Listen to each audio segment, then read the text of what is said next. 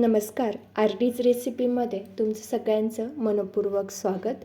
आज आपण बनवणार आहोत ब्रेडपासून गुलाबजामुन. तर चला स्टार्ट करूयात. पहिल्यांदा ब्रेड घ्यायचे आहेत. साधारण अर्धा पॅकेट मी ब्रेड घेतलेले आहे. त्याची साईडची ब्राऊन बाजू आहे ती सगळी कट करून घ्यायची आहे. सगळ्या ब्रेडची कट करून घ्यायची आहे आणि त्याचे बारीक बारीक तुकड्यांमध्ये ते कट करून घ्यायचं आहे. तुम्ही बघू शकता मी कशा प्रकारे करते ते.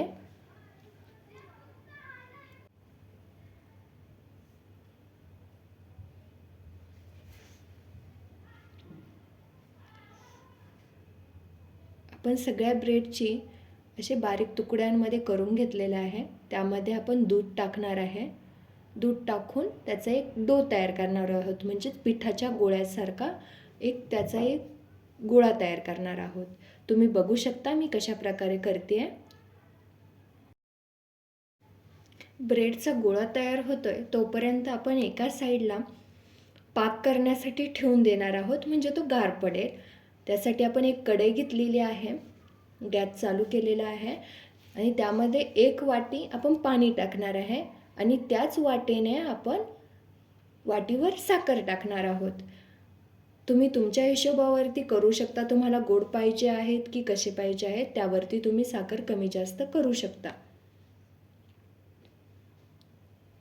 चांगल्या प्रकारे त्या पाकाला आपल्याला उकळी आलेली आहे, तुम्ही बघू शकता.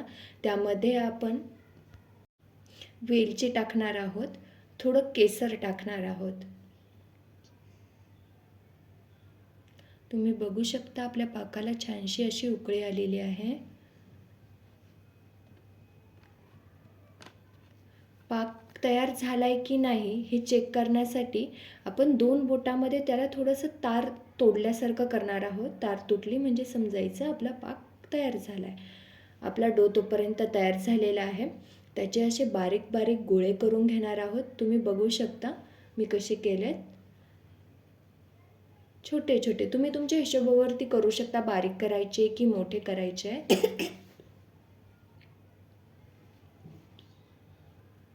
आपले सगळे गोळे तयार करून झालेले आहेत.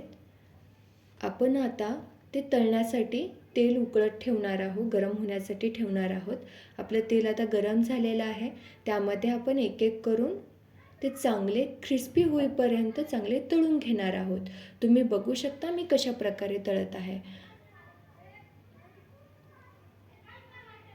लालसरपणा येईपर्यंत आपल्याला ते तळून घ्यायचे आहे.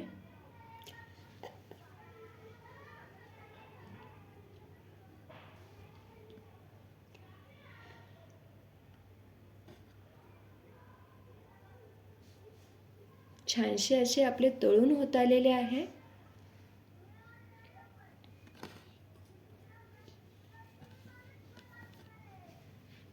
तुम्ही बघू शकता कसे लालसर तळून झालेले आहेत आपले. ते आता मस्त एका भांड्यात काढून घ्यायचे आहे आणि उरलेले सगळे बाकीचे जे आपले राहिलेले आहेत गोळे तयार करून ठेवलेले आहेत ते पण आपण त्याच तेलामध्ये तळून घेणार आहोत. एका भांड्यामध्ये काढून घ्यायचे आहेत आणि ते गार झाल्यानंतर आपण जो बनवलेला आहे तो पाक त्यामध्ये आपण टाकणार आहोत.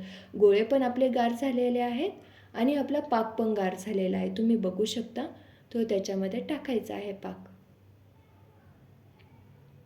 आपण पाक टाकून दिलेला आहे आणि तो साधारण अर्ध्या तासासाठी मुरण्यासाठी ठेवून द्यायचे आहे. आणि तुम्ही बघू शकता किती छान प्रकारे आपले मुरलेले आहेत गुलाबजामुन. आतमधूनही बघू शकता तुम्ही. अशाच टेस्टीज रेसिपीसाठी आरडीज रेसिपीला सबस्क्राईब करा, लाईक अँड शेअर करायला विसरू नका. धन्यवाद.